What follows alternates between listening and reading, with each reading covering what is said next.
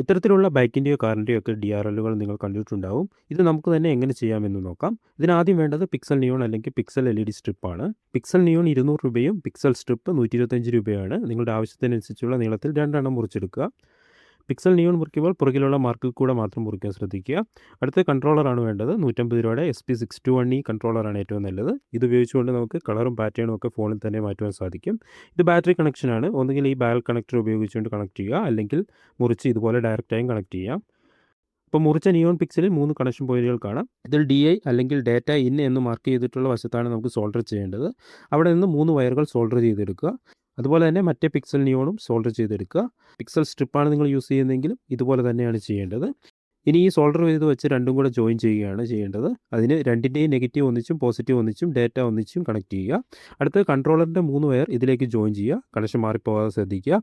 അതുപോലെ തന്നെ പ്രോപ്പറായി വെള്ളം കയറാത്ത രീതിയിൽ സീൽ ചെയ്ത് വെക്കേണ്ടതാണ്.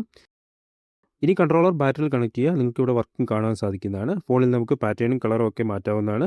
നമ്മൾ സെലക്ട് ചെയ്ത പാറ്റേൺ ഓട്ടോമാറ്റിക്കലി സേവ് ആയിക്കോളും. പിന്നീട് നമ്മൾ ഓഫാക്കി ഓണാക്കിയാലോ അത് തന്നെ ലഭിക്കും. അപ്പോൾ നിങ്ങൾക്ക് എങ്ങനെയാണ് ഇത് സെറ്റ് ചെയ്യേണ്ടതെന്ന് മനസ്സിലായെന്ന് വിചാരിക്കുന്നു. നിയോ പിക്സലോ കൺട്രോളറോ അല്ലെങ്കിൽ DRL സെറ്റ് ചെയ്തതോ ആവശ്യമെങ്കിൽ ഈ നമ്പറിൽ വാട്സാപ്പിൽ മെസ്സേജ് ചെയ്താൽ മതി. അപ്പോൾ ഓക്കെ, ബൈ.